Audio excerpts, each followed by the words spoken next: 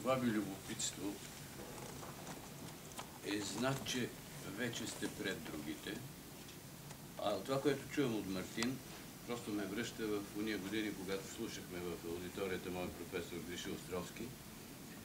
И нещата, които той казва, са прекрасни и любопитни. Що се отнася до тази книжка, веднага искам да ви кажа, че тя ще бъде преведена от Българска асоциация за театър и ще бъде разпространена по начина, по който той каза. Тя няма да се продава, тя просто ще бъде дадена в различните институти, които се занимават с подобно нещо.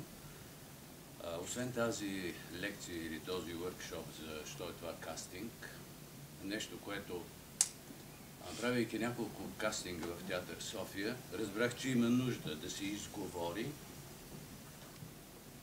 и да се насочат хората към нещото, което им предстои за цял живот. Ще бъдат направени семинари или workshopи, или не знам как да го нарека, на тема българската драматургия в прехода, т.е. 20-те години, които изминаха, или актьорското майсторство в тези 20 години.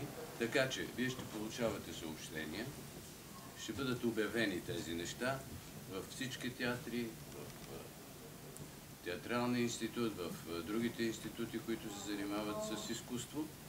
Бъдете любопитни, идвайте, няма да бъде напразно. Искам да благодаря Мартин за великолепната подготовка и за кратката и полезна форма, в която ви представя тези важни неща за вас. Дано всичко да върви добре нататък. Не се притеснявайте, питайте, опитвайте на тази условна сцена това, което той ви предлага. Само ще имате полза от тази работа. Благодаря ви още веднъж, приятен ден и успех на тебе!